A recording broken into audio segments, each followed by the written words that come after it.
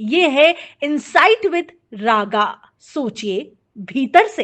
Insight with रागा में आज हमारी मुलाकात एक ऐसी हस्ती से है जिनका जीवन गांधी जी के विचारों और मूल्यों को स्वयं जीने और उन्हें समाज तक पहुंचाने में बीता है। वे न केवल गांधी मार्ग पर चलती है बल्कि दूसरों को भी उसी राह पर चलने को प्रेरित करती है।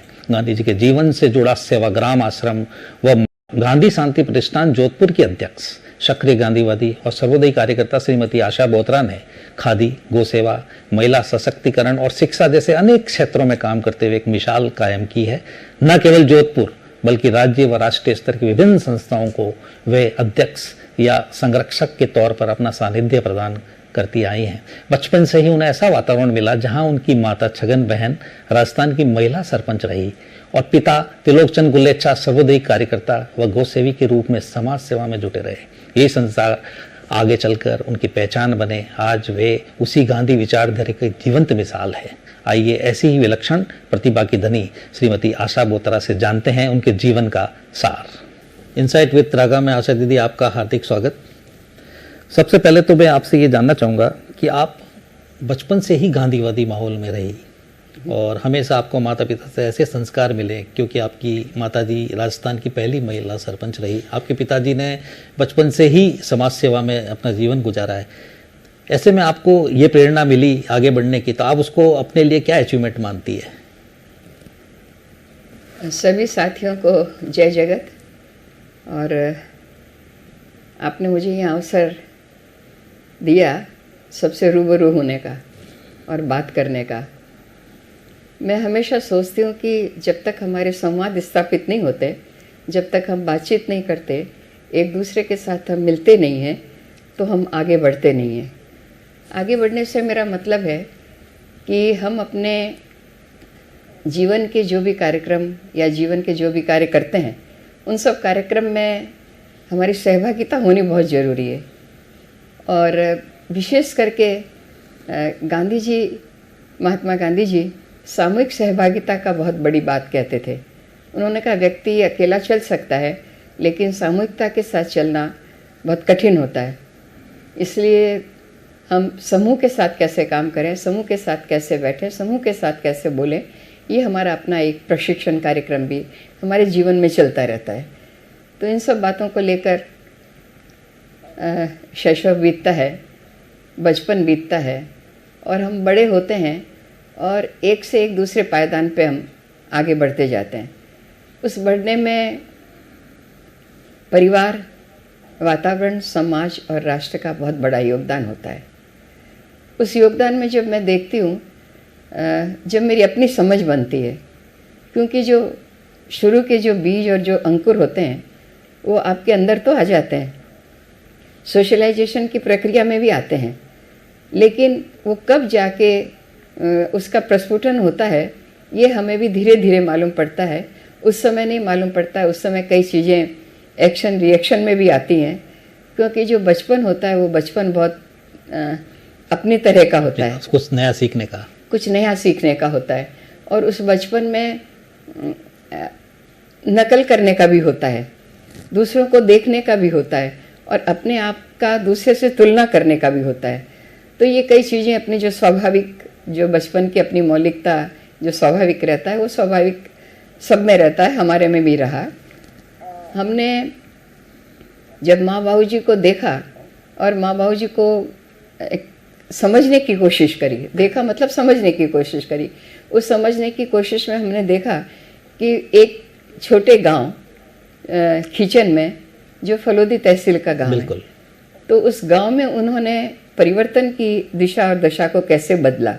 वो कलकत्ते से आए, कलकत्ते से व्यापार छोड़कर आए और दोनों माँ और बाबूजी जीवनदानी बने। जीवनदानी कैसे बने ये हमने बाद में पूछा, जब अपनी समझ बनी तो उन्होंने कहा कि जब हमने गांधी को देखा जरूर, लेकिन उनके साथ काम नहीं किया, क्योंकि वो उम्र उनकी थी नहीं। तो जब उनके साथ काम, मैंने उनकी विचारों को देखा, उनके साथ काम करने वाले लोगों के साथ मिले, देखे, तो एकदम से पता नहीं क्यों एक जीवन का मोड़ आया। जब दादा धर्माधिकारी जी के साथ हमारा काफ़ी सानिध्य रहा, वो जोधपुर में रहे, तब उन्होंने उन्होंने कहा भी था, उन्होंने कहा कि महावीर के अंदर वैराग्य कैसे आया।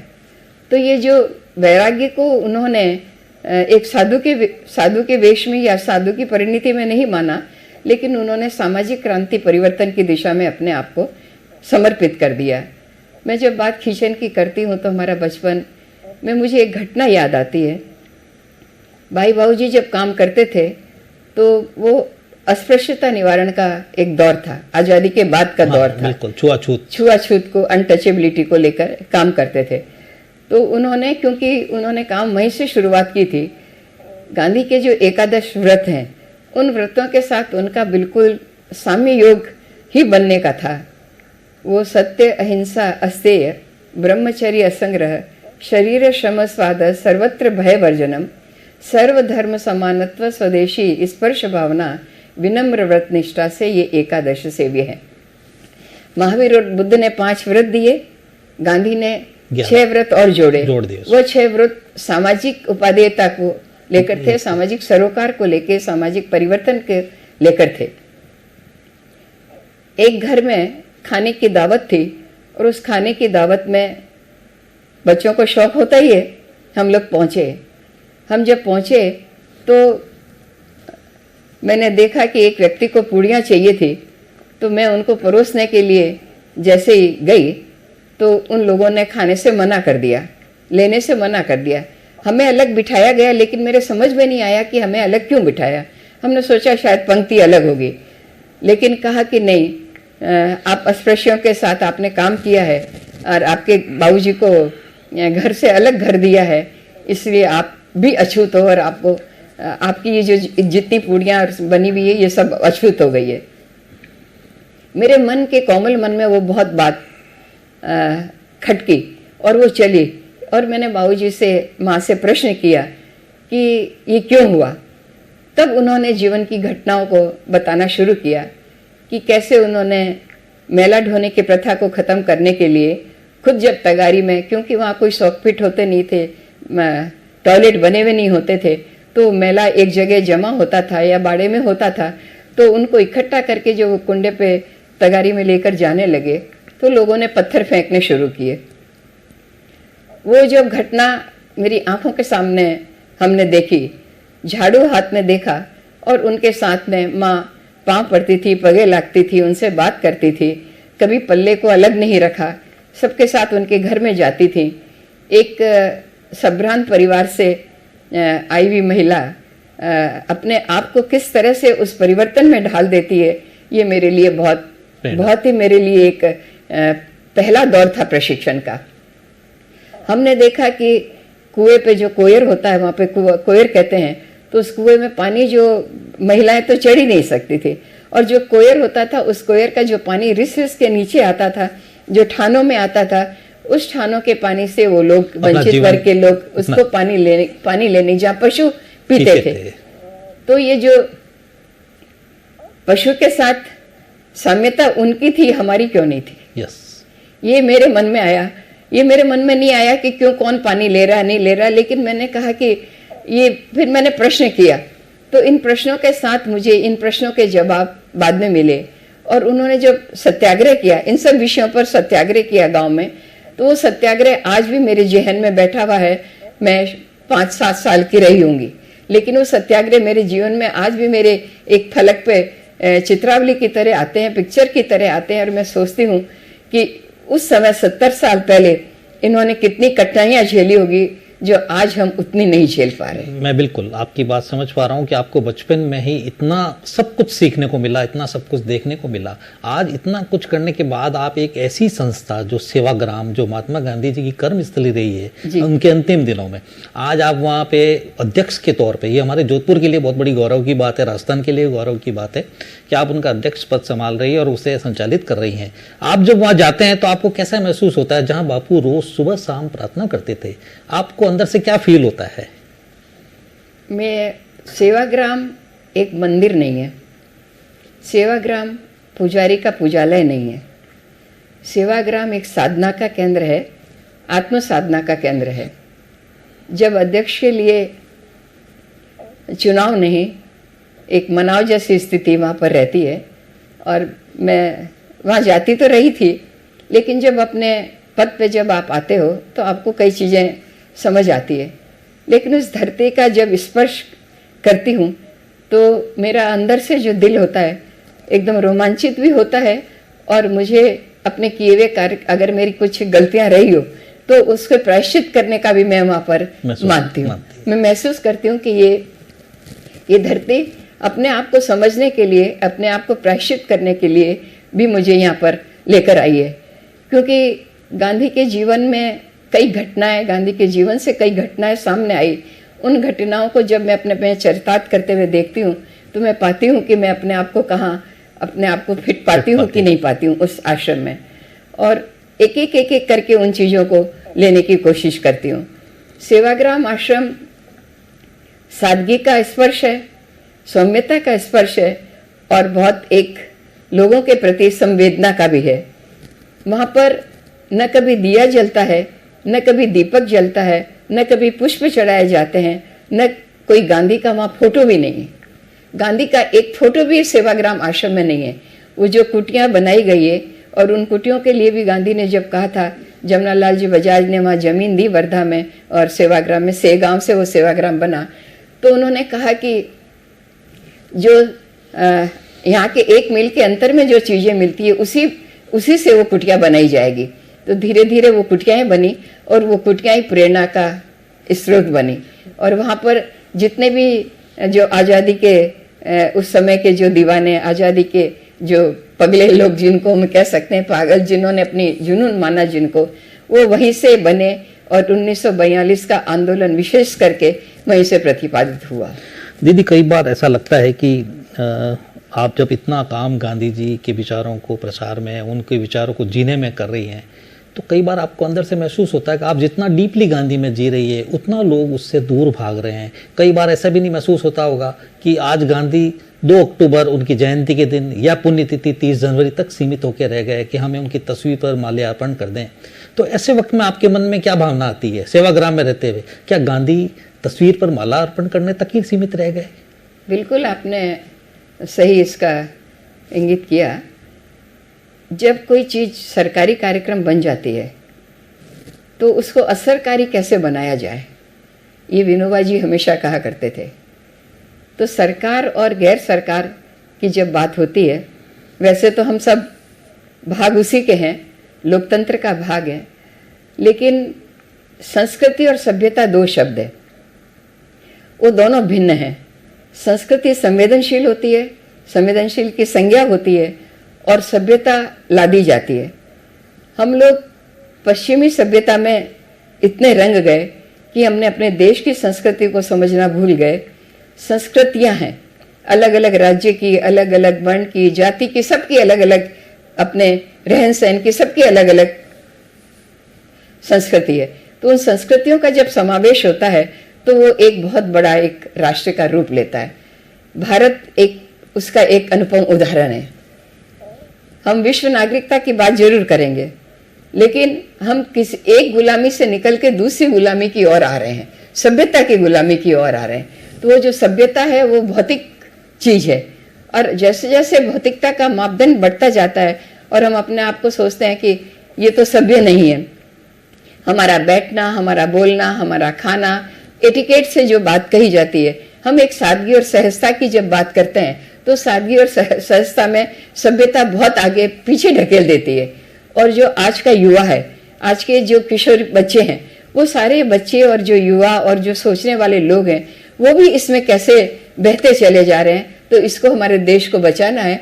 हमारा देश की जलवायु क्या है, हमारे देश का वातावरण क्या है, हमारे देश के लोग किस तरह के हैं, उनकी अपनी मान्यताएं क्या है, उन मान्यताओं के साथ जब तक हमारा संगम नहीं होगा तब तक हम सभ्यता को हमको बिल्कुल उस और ले जाने की बात नहीं है। आज जैसे बात हम करते हैं, देखते हैं कि किस तरह से औद्योगिकरण का प्रभाव हो रहा है, तो वो औद्योगिकरण को सभ्यता का एक मापदंड मान लिया गया कि जितना बड़ा घर होगा, जितनी बड़ी भौतिक संपदाएं होंगी, वो बहुत सभ्य होगा, और एक गांव में हल चलाने वाला व्यक्ति असभ्य होगा। तो ये मापदंड हमको बदलने होंगे और आप बिल्कुल सही कह रहे हैं। आज सवेरे ही मेरे अपने जोधपुर के जसवंत जी गांधी के एक मैसेज को मैं पढ़ रहा था। जी। उनके मैसेज में लिखा था कि आज के दौर में डिग्री, दिखावा, ये सब चीज़ें बहुत ज़्यादा मायना रखती है, इंसानियत को ज़्यादा महत्व नहीं मिलता। जब चूंकि आप सब चीज़ें देख रही हैं कि आज का युवा, जैसा कि आपने अभी बताया है कि लालच, लोभ, दिखावे में बढ़ रहा है, ऐसे माहौल में क्या गांधीवादी मूल्यों पर टिके रहना आपको कभी कभी लगता है, मुश्किल लगता है? ऐसे में आपको नई राह क्या दिखती है? नहीं लगता है मुझे, गांधी बहुत सरल भी है, गांधी बहुत जटिल भी है। जटिल भी है। दोनों साथ चलते हैं, दोनों साथ चलते हैं। गांधी सरल इस मायने में है कि मेरा जीवन मेरा संदेश, वो कहते हैं। गांधी एक व्यक्ति के रूप में उन्होंने, उनका दैहिक नाम रहा और वो जिए, लेकिन उनके जो आचरण थे, उस आचरण को कहा कि ये खांडे की धार पर चलने वाला आचरण है। क्योंकि हम नाम तो लेते हैं, लेकिन उन जैसा उन्होंने जो बात कही, उन जैसा अगर हम कार्य नहीं करते, और हम गांधी जन कहलाने वाले लोग भी अगर उसका अनुसरण नहीं करते हैं, तो मुझे लगता है कि उसका प्रभाव नहीं पड़ता है। मुझे कई बार ऐसा लगता है दीदी कि गांधी जी थे वो बहुत आधुनिक थे और उन्हें हर तकनीक के प्रति वो जानकारी लेने की कोशिश करते थे। उन्होंने अपने जमाने में चरखे को इसलिए माना कि वो उसे एक रोजगार का जरिया मानते थे, हाँ। एक निर्धनतम परिवार के लिए। लेकिन मेरा मानना है कि आज के दौर में यदि गांधी होते तो वो लैपटॉप या इन चीज़ों को समझते, इस तकनीक से कैसे रोजगार बढ़ाया जाए उस पर काम करते। मैंने आज के गांधी सुब्बा राव के साथ भी रहने का मुझे सानिध्य मिला है, मैं बहुत अरसे तक उनके साथ रहा हूँ, आपके साथ भी रहा हूँ। लेकिन मुझे ऐसा लगता है कि यदि आज गांधी होते तो वो इस दौर में भी अपने ही विचारों से आगे बढ़ते। आपको क्या लगता है? गांधी आधुनिकतावादी भी थे। मुझे भी लगता है। गांधी कभी रूढ़िवाद रहे नहीं। लेकिन गांधी को रूढ़िवादिता से जोड़ देना, ये हमारी कमजोरी, जनता की सबसे बड़ी कमजोरी, भूल भी है। तो गांधी ने, एक हमारा बेलन भी यंत्र बनता है, रोटी बनाते हैं, वो भी एक यंत्र है, लेकिन ऐसा यंत्र नहीं बने कि जो मानव के जीने का हक को ले ले, उसके जीने की जो आज गांव में क्यों कहा गांधी ने कि मुझे जितने गांव है उतने जिंदा शहीद चाहिए। हर एक गांव में एक एक व्यक्ति अगर बैठ जाता और वो स्वावलंबन की ओर बढ़ता, वो ग्राम स्वराज्य की ओर बढ़ता, नगर स्वराज्य की ओर बढ़ता, तो शायद ये परिस्थितियां नहीं आती। लेकिन आज जो पूंजी का जो एकत्रीकरण हम देख रहे हैं, तो एकत्रीकरण से विकेंद्रीकरण की अवस्था में कैसे पहुंचे और हम स्वावलंबन की दिशा में कैसे पहुंचे। चरखे को लेकर सबने कहा कि चरखे से कोई आजादी मिलती है क्या? तो आजादी का मतलब क्या? बिल्कुल, हमने आजादी के मतलब को, हमने ठीक है संविधान है, हमारा लोकतंत्र है, हमारी प्रणाली है, लेकिन आजादी हमारी साधन और साध्य की शुद्धता की बात करता है, हमारी कीमत की बात नहीं करता, हमारे मूल्यों की बात करता है। तो जब हम देखते हैं वहां पर कि गांधी ने कभी इस तरह से यंत्र को, गांधी के वहां पर आश्रम में एक कमरा बना हुआ है जिसमें अंग्रेजों ने उनको टेलीप्रिंटर दिया, अंग्रेजों ने उनको टाइपराइटर दिया और कहा कि आप हमसे पत्र व्यवहार करें। जिनसे लड़ रहे हैं, जिनके सामने हम एक अपनी निर्भयता की आवाज उठा रहे हैं, वो व्यक्ति अगर हमको ये देते हैं, और गांधी उस पर लिखते हैं, महादेव भाई देसाई उस समय उनके सचिव थे, और उनके साथ बैठकर वो चर्चा करते हैं और वो सब प्रिंटिंग होता है, तो क्या वो यंत्र नहीं था? बिल्कुल। लेकिन उससे किसी का हक नहीं छीना गया। तो हम जब स्वभाव की बात करते हैं, जीना मेरा स्वभाव है, स्वभाव का मतलब होता है कि चाहिए, लेकिन मरना मेरा स्वभाव नहीं है। मरना एक प्रोसेस है, लेकिन वो मेरा स्वभाव नहीं है। तो मेरे स्वभाव को हम कैसे बनाएं? हम अपने स्वभाव के साथ संस्कार और स्वभाव का, मैं हमेशा कहती हूँ संस्कार और स्वभाव में बहुत फर्क होता है। मानवनिष्ठ हम कैसे बने, तत्वनिष्ठ हम कैसे बने। बड़े बड़े आदर्शों को, बड़े बड़े वाक्यों को बताने की जरूरत नहीं है। बचपन से जो बच्चा सीखता है, युवा में आता है, किशोरावस्था में आता है, युवा अवस्था में आता है, युवा की अपनी आकांक्षाएं होती है, अपने सपने होते हैं, अपनी धारणाएं होती है। तो उन धारणाओं के साथ हम क्या परोस रहे हैं, हम क्या दे रहे हैं, तो ये बहुत व्यक्ति के, और व्यक्ति उस और ही आकर्षित होता है। गांधी की और सब आकर्षित क्यों हुए? क्योंकि वैसा जीवन उन्होंने जिया, सादा जीवन जिया। आज देश में इतने साधु साध्वी हैं, सब कुछ है, लेकिन असर उतना क्यों नहीं पड़ रहा है? क्योंकि व्यक्ति को देखता है। तो व्यक्ति का आचरण, मैं तो देखती हूँ राकेश भाई कि जब मैं ट्रेन में बहुत सफ़र करती हूँ, मैं ट्रेन में उन युवकों को भी देखती हूँ कि जो कहते हैं कि दीदी हम सामान लेकर आपको नीचे स्टेशन पे उतार देंगे।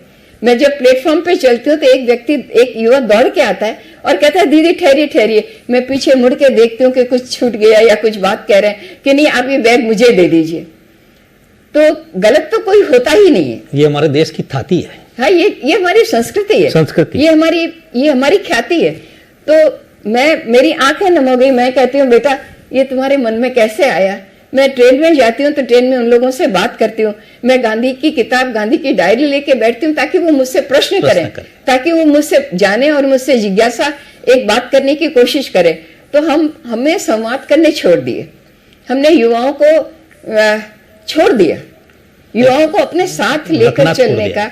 तो अब जैसे गांधी संस्थाओं में या सेवाग्राम में जो शिविर होते हैं, तो ये शिविर उसका माध्यम है। मैंने एक बार जेपी से प्रश्न किया, मैंने कहा कि जयप्रकाश नारायण से, मैंने कहा आप कहते हैं कि खर्चे नहीं होने चाहिए, ये नहीं होने चाहिए, तो शिविरों में जो इतने खर्चे होते हैं वो कैसे बांटेंगे? हाँ, तो उन्होंने कहा कि आप लोग कहाँ से निकले, उस खर्चे का एक मूल्य था, उससे आप लोग निकले। आप जो आज यहाँ इतने बैठे हो, आप कहाँ से आए? वहीं से आए। तो ये सारी चीजें जो आती है तो शिविरों से। यहाँ हम गांधी भवन, जोधपुर में हमारा गांधी भवन है, हम उन गांधी भवन में भी हम देखते हैं कि किस तरह से युवा लोग इकट्ठे होते हैं, शिविर बनते हैं। भाई सुब्बाराव जी के सानिध्य में आते हैं, बड़े बड़े गांधी प्रणीत जो लोग होते हैं, उनकी दिनचर्या के साथ उनकी दिनचर्या। गांधी एक दिनचर्या है, गांधी एक नियमावली है, बिल्कुल। गांधी एक हमारे सामने बहता हुआ झरना है, बिल्कुल। तो उसमें हम कितना अवगाहन कर पाते हैं। और गांधी के साथ कस्तूरबा है, गांधी के साथ अनेक जो आजादी के लोग रहे या जो बाद के लोग रहे, तो उनमें गांधी किस तरह से रमता है। ये आपकी बात बिल्कुल मैं सहमत हूँ कि गांधी एक दिनचर्या है हमारी, और गांधी के प्रति युवाओं में आकर्षण जरूर है। आज का युवा जानना चाहता है कि गांधी आखिर क्या था।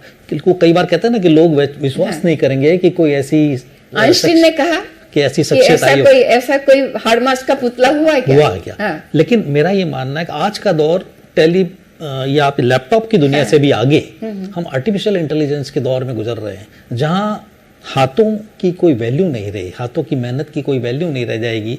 तो ऐसी स्थिति में जब आप सेवाग्राम में रहती है तो इस दौर को भी समझती होंगी कि आने वाले समय में कैसे इस दोनों के बीच में तालमेल बैठा पाएंगे आप। मैं जब सोचती हूँ तो मुझे लगता है कि ये जो हमारा मस्तिष्क है ना, इस मस्तिष्क को औजार बना दिया गया है, जो हमारा सात्विकता का था। अब रॉबर्ट हमको प्रेम करना सिखाएगा क्या? प्रेम मेरे हृदय की चीज़ है, प्रेम मेरी आत्मा की चीज़ है। तो उससे जो निकले हुए शब्द होते हैं, उससे निकली हुई जो भाषाएं होती है, उनके साथ जो हम देखते हैं, जब मोहब्बत की जब हम बात करते हैं और उनको जब हम पढ़ना हमने छोड़ दिया, जो हमको पढ़ाया जा रहा है, हमको क्या पढ़ाया जा रहा है वो हम ले रहे हैं, वही लास्ट है। तो हम इतिहास को देखें, लेकिन इतिहास के आगे की भी बात को देखें। और इतिहास में हर व्यक्ति अपने समय के दौर की बात लिखता है, अपने मन की भी बात लिखता है, उसमें साथ में उनके अपने मन का दौर भी चलता है। लेकिन उसके साथ साथ हम दूसरों के बात को कैसे स्वीकार करते हैं। जो महापुरुष हो गए या महान दिव्या हो गई या महान लोग हो गए, उन लोगों को हमको समझने की बात समझना पड़ेगा। और सबसे ज़्यादा कि जब गांधी ने कहा कि हम मनुष्य की आवश्यकताओं को पूरा कर सकते हैं, उसके लालच को नहीं कर सकते, तो हमारे अंदर जो लालच का एक अधीनता आ गई है, लालच का जो नशा आ गया, ये नशा बहुत बहुत बिगाड़ता है। और जो गांधी ने रचनात्मक कार्य कहे, उन रचनात्मक कार्यों के साथ हम अगर युवाओं को और आने वाली पीढ़ी को हम जोड़ देते हैं, और अपने किसान का बेटा किसानी क्यों नहीं करना चाहता है, क्यों हल चलाना नहीं चाहता है, तो मैं कई बार प्रश्न करती हूँ, उनसे पूछती हूँ कि भाई आपके पास इतनी जमीन है और आप 10,000 के लिए शहर में क्यों आए, अपने गांव में क्यों नहीं कमाना सीखा। तो वो हमारा, मैंने कहा ना कि वो सभ्यता के दौर में चल रहे हैं, तो वो सभ्यता का आवरण हमसे खत्म करना होगा। और हमारा गांव अगर अन्न प्रधान देश है, कृषि प्रधान देश है, तो हमको कृषि की ओर लौटना पड़ेगा, हमको आयातित नहीं होना होगा। मेरे पास कई बार मेरे मन में विचार आते हैं, कई बार गांधीवादी संस्थाओं में मेरे को जाने का अवसर मिलता है, मैं जुड़ा हुआ भी हूँ, आपके साथ भी बरसों से जुड़ा हूँ, तो मैं कई बार पाता हूँ कि हमें युवाओं का जो कहते हैं ना आवागमन एक तरह से ठप हो गया। युवा क्यों नहीं हमारे से जुड़ पाते, इसका क्या रीज़न है? क्या हम युवाओं को सेवाग्राम या ऐसी जगह पे लगातार उनके शिविरों के जरिए उनको बुलाएं और आधुनिकता, जो गांधी के विचारों में आधुनिकता का मेल के साथ हम उन्हें जोड़ें, ताकि गांधी के आदर्श भी उस विचारधारा में मेल खाए? क्या ऐसा हम प्रयास करते हैं? जब सुब्बाराव जी की 91 जयंती थी, उस समय साथियों ने कहा कि यहाँ पर अहिंसा शांति प्रकोष्ठ बनना चाहिए और अहिंसा शांति प्रकोष्ठ बना। लेकिन उस विचारधाराओं को समझने वाले लोग चाहिए। बना देने से खाली नहीं होता है, उसकी विचारधारा चलने वाले लोग होने चाहिए। युवा के पास आईना कैसा है, वो आईने में देखते हैं। बिल्कुल। उनके पास रोजगार के साधन नहीं है, रोजगार श्रम नहीं करना चाहते। हमारा जो देश श्रम प्रधान देश था, वो कैसे लुप्त हो गया। हम अपने हाथ में झाड़ू नहीं लेना चाहते हैं, हम श्रम नहीं करना चाहते, ऑफिस में बैठना चाहते हैं। ऑफिस में बैठना चाहते हैं। हम एक जो मैकाले ने जो प्रवृत्ति दी, जो गांधी ने बुनियादी तालीम दी, जाकिर हुसैन जी उसके प्रथम रहे, तो उस बुनियादी तालीम की ओर जब तक हम नहीं लौटेंगे। आप देखिए सेवाग्राम आश्रम में जब नई तालीम के बच्चों को पढ़ते हुए देखेंगे, तो या बाल निकेतन में यहाँ बच्चों को पढ़ते हुए बंधु जी के समय विशेष करके आपने देखा होगा, आपने देखा ही है किस तरह से अपने हाथ और मस्तिष्क, हाथ और हृदय तीनों का साम्य योग चलता था। बिल्कुल। तो उस साम्य योग में हम कैसे लौटें, और युवाओं के हाथ में, एक हाथ में कलम हो और एक हाथ में झाड़ू हो ना, दोनों हाथों का अपना जब मिलन होता है तो उस मिलन की एक खुशबू बहुत अलग रहती है। आपने बाल निकेतन का नाम लेके मेरे को एक तरह से कई सारी चीजें सोचने को मजबूर कर दिया है। मेरे मन में भी कई बार सवाल आता है कि बाल निकेतन के संस्थापक, मैंने नाम भूल गया, उमाशंकर बंधु जी, जिनको हम बंधु जी के नाम, उनके ऊपर मैंने लिखा भी है। थोड़ा नाम मेरे दिमाग से उतर गया। मुझे लगता है कि उनकी शिक्षा व्यवस्था एक अलग तरह की थी। आज उनके द्वारा पढ़ाए गए बच्चे विश्व भर में अपना नाम कमा रहे हैं, कई IAS ऑफिसर बने हैं। तो आज के ज़माने की शैक्षणिक व्यवस्था जो केवल पैसे कमाने का माध्यम बन गई है, ऐसे माहौल में आप स्कूलों में किस तरह की शिक्षा के प्रति बात करेंगे? कैसी शिक्षा व्यवस्था होनी चाहिए? शिक्षा व्यवस्था रोजगारोन्मुखी होनी चाहिए। शिक्षा व्यवस्था हाथ में श्रम करने की, कुदाल पकड़ने की शिक्षा होनी चाहिए। आज जो मैं बच्चों के बैग देखती हूँ, पीठ उनकी, कमर झुक रही है, पीठ उनकी झुक रही है, और बच्चे 4-4 तल्ले पे पढ़ने के लिए चढ़ रहे हैं, तो वो जो शिक्षा है वो शिक्षा नहीं है। वो शिक्षा आपको एक नया सपना दिखाती है, नया भविष्य दिखाती है, चकाचौंध दिखाती है। बच्चा चकाचौंध में इतना पागल हो जाता है कि वो उस अग्नि में कूद जाता है। तो उसको बचाने के लिए, उसको शीतलता देने के लिए एक नई तालीम और बुनियादी तालीम ही ऐसी शिक्षा है, जीवन व्यवहार और जीवन पद्धति की शिक्षा है, जिसको हम अनौपचारिक शिक्षा कहते हैं। सारे विषय हमारा जैसे साव्ययी अंग काम करता है, तो वैसे हमारा जीवन भी साव्ययी है। अगर मेरी आंख रोती है तो हाथ उसको पहुंचता है, अगर हाथ कह दे कि मैं तेरे को नहीं पहुंचूंगा तो नहीं चलता है। तो इसलिए सबका साव्ययी हमारा साथ कैसे शिक्षा के साथ हो। और शिक्षा को बाल निकेतन के नाम पर यहाँ कई निकेतन बन गए। तो वो उन्होंने निकेतन, और आज जो मॉन्टेसरी पद्धति है, आज जो बड़ी बड़ी स्कूलों में उस पद्धति को तो लाया जा रहा है वो, लेकिन वो कॉमर्शलाइज करके लाया जा रहा है, वो एक सादगी के साथ नहीं आ रहा है। अगर नई तालीम और शिक्षा पद्धति की जब हम बात करें, तो मैंने जैसे कहा ना कि हैंड, हार्ट एंड हेड, ये तीनों का जो योग साथ में बनेगा, जब हमारे स्कूल की पद्धतियां बदलेगी। और जो हमारे राइट टू एजुकेशन की बात करते हैं, तो राइट टू एजुकेशन में दे तो दिया, लेकिन right to education Yashpal Mittal ji का बहुत इसमें योगदान रहा। भगवान दीन जी का बहुत बड़ा योगदान रहा, ज्ञानेंद्र कुमार जी जैन का बहुत बड़ा योगदान रहा। हम उस और तो नहीं पढ़ते हैं, हम उस और तो नहीं जा रहे हैं जो इन्होंने शिक्षा का एक माध्यम बताया, शिक्षा की मातृभाषा को बताया। जितना बच्चा मातृभाषा में सीखता है उतनी दूसरी भाषा में नहीं सीखता है। इंग्लिश सीखनी चाहिए, इंटरनेशनल लैंग्वेज है, कहीं भी जाए अंग्रेजी भाषाएं, कई भाषाएं सीख सकते हैं, लेकिन माँ से जो भाषा बच्चा सीखता है वो बच्चा बहुत, उसको थोपना नहीं है, लेकिन उसको आगे बढ़ाने की बात करनी चाहिए। मैं अभी जैसे अपनी बात में एक आया बुनियादी तालीम, अक्सर मैंने देखा है कि कई बड़ी कॉन्फ्रेंसेज में कुछ लोगों से बुनियादी तालीम की बात करते हैं तो उसका मतलब सही नहीं निकाल पाते। गांधी जी की बुनियादी तालीम का क्या मायने थे? गांधी जी का बुनियादी तालीम, जैसे मैंने दिनचर्या कहा, समय पाबंदी कहा, 4:30 बजे वहां पर प्रार्थना होती है। 4:30 बजे प्रार्थना होने के बाद लोग सोते नहीं हैं, अपने अपने काम में लग जाते हैं। अपने अपने कमरों की सफाई है, पायखानों की सफाई है, जो भी बुनियादी चीजें हैं, जो मौलिक चीजें, उन सब का एक निर्धारण रहता है। समय की पाबंदी होती है। हम जब आएंगे, जब खाना खा लेंगे, महिलाएं उनका इंतजार करती रहती हैं, घर के लोग उनका इंतजार करते हैं, हमको खाना कब खाना है, हमको खाना खाने के समय क्या टिप्पणी नहीं करनी है। किसी ने कितनी मेहनत से उससे बनाया, लेकिन हम 1 मिनट में कहते हैं कि तेरे को बनाना नहीं आता है, तुमने क्या किया। तो हम मिलकर जुलकर, अगर आप सब्जी काटते हैं तो मैं उस सब्जी को छौंकती हूँ। तो ये जो मिलजुला जेंडर का कार्यक्रम भी साथ में चला, और उस समय जेंडर को लेके उस तरह की बात नहीं थी, लेकिन गांधी के समय में पहला गांधी ऐसा था कि जिन्होंने महिलाओं को आजादी के आंदोलन में आने का एक रास्ता बनाया।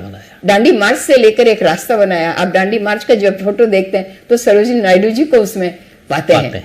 तो ये जो रास्ता बनता है, तो ये रास्ता साध्वियां बनी, महिलाएं साध्वियां बनी, लेकिन महिलाएं सामाजिक कार्य में आने का सबसे जो उत्तम श्रेय दिया वो गांधी ने दिया। तो उस कारण से जो ये बुनियादी तालीम है, अभी एक मेरे साथी हैं, तो उन साथी ने अपने बच्चों को स्कूल में पढ़ाया ही नहीं। ये मैंने कई जनों को देखा आजकल, पढ़ाया ही नहीं, स्कूल में नहीं और आपके घर में भेज दिया, मेरे घर में भेज दिया, उनके घर में भेज दिया, और उस घर की जो चीजें थी, उस घर की जो तालीम थी, तालीम माने शिक्षा, तो उस घर की जो शिक्षा थी, वो शिक्षा से बच्चा बड़ा हुआ। और नारायण भाई देसाई जो गांधी कथा कहते हैं, वो किसी स्कूल में नहीं गए, उनका सेवाग्राम आश्रम ही उनका स्कूल था। तो जो दिनचर्या उन्होंने देखी, उस दिनचर्या से उन्होंने कहाँ वो पहुंच गए, वो गुजरात विद्यापीठ के प्रथम उपकुलपति बने। गांधी के बाद जो प्रथम कुलपति सेकंड बने, वो नारायण भाई देसाई बने। अब मैं 2 छोटे छोटे सवाल आपसे और करूंगा। सेवाग्राम, आप जब जोधपुर में रहती हैं, आप वैसे तो पूरे देश में घूमती है, मुझे पता है, आप विभिन्न संस्थाओं से जुड़ी हुई है, उन्हें अध्यक्ष भी हैं, आप संरक्षक भी है, और उन्हें अपना सानिध्य भी देती है। लेकिन मैं एक चीज़ जानना चाहता हूँ, एक आप जब जोधपुर रहती है या कहीं और रहती है, और जब सेवाग्राम में जाती है, वहाँ की अनुभूति आपको किस तरह का एहसास कराती है? मैं जब सेवाग्राम में जाती हूँ तो मैं बिल्कुल स्वस्थ हो जाती हूँ। क्या बात है, बहुत ही बढ़िया। उनकी जो उधर की आबो हवा है, रूह है वहाँ पे, गांधी जी की रूह है वहाँ पे। गांधी को भक्ति के रूप में मैं नहीं देखती हूँ, गांधी को कभी साधना के रूप में देखती हूँ कि ऐसा व्यक्ति जिसने अहिंसा को अपना सबसे बड़ा एक माध्यम बनाया। जो पहले कहते थे, जिन्होंने कहा कि ईश्वर ही सत्य है, बाद में उन्होंने कहा सत्य ही ईश्वर है। तो मैं अपने जीवन को, मैं विशेष करके मैं अपने आप को बहुत खोजने की कोशिश करती हूँ।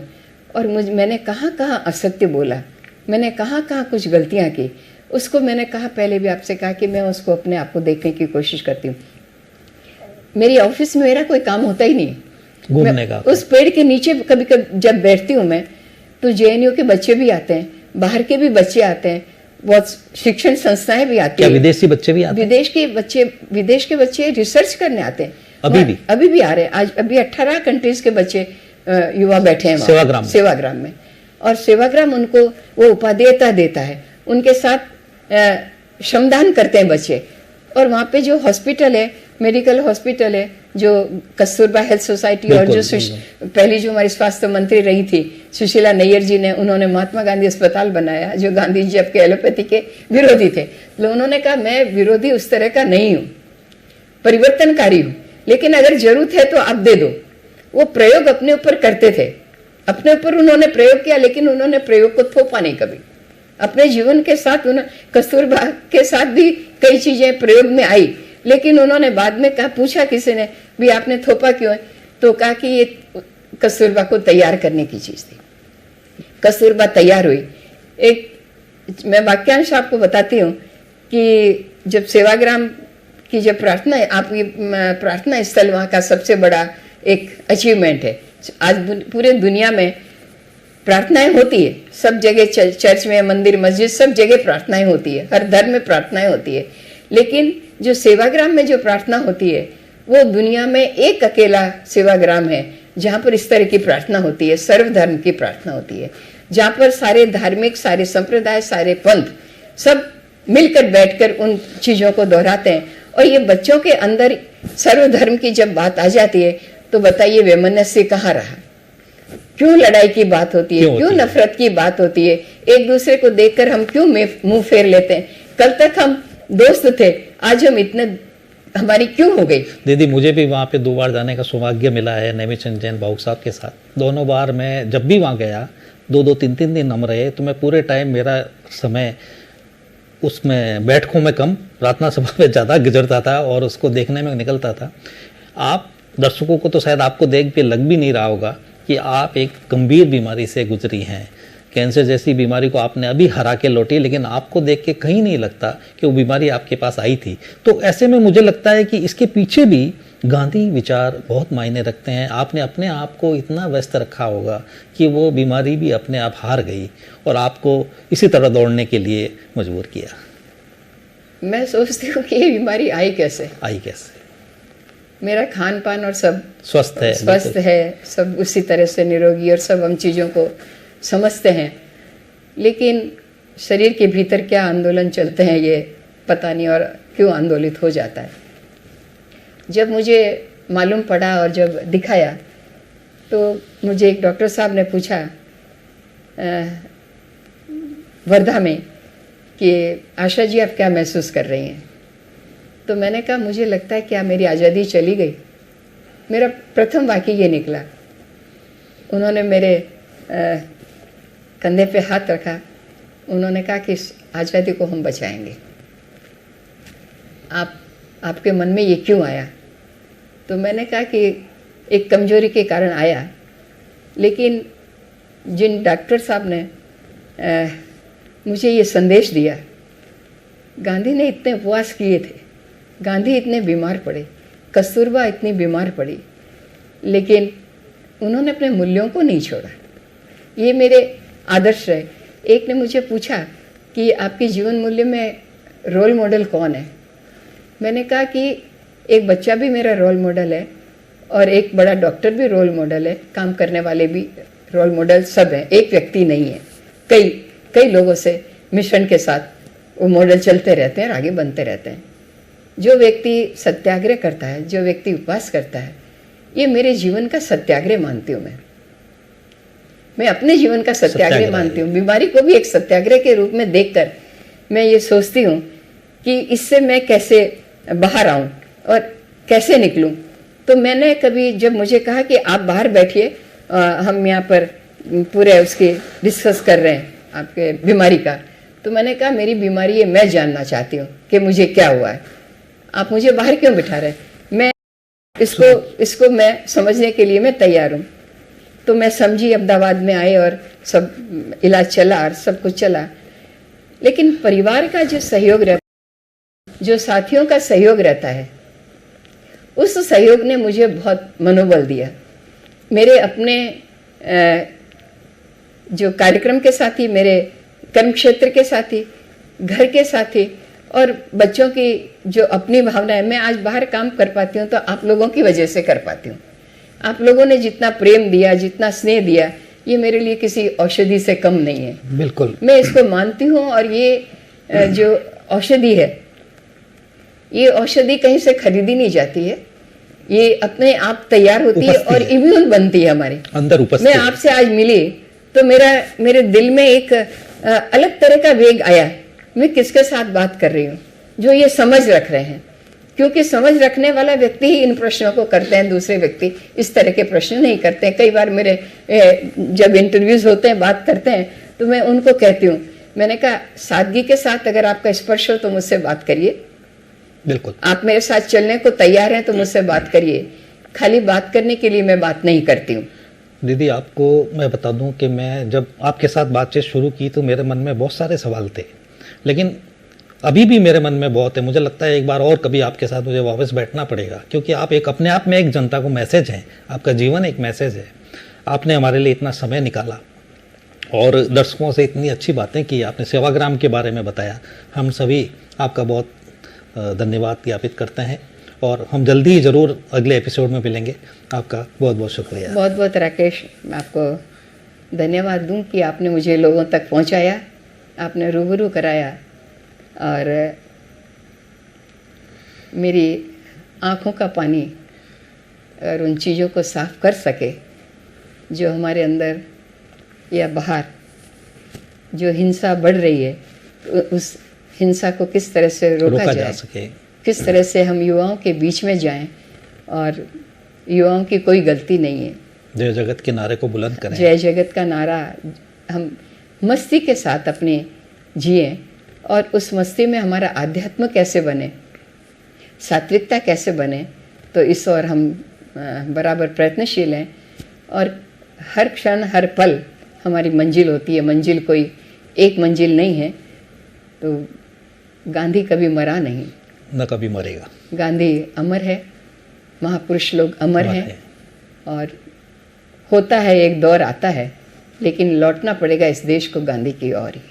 बहुत बहुत धन्यवाद आपका। बहुत बहुत तो मित्रों, आशा जी बहुत तरह के विचार न सिर्फ गांधी जी की प्रासंगिकता को उजागर करते हैं, बल्कि हमें भी ये सोचने को मजबूर करते हैं कि मूल्यों से भरा जीवन ही सच्ची दिशा दिखाता है।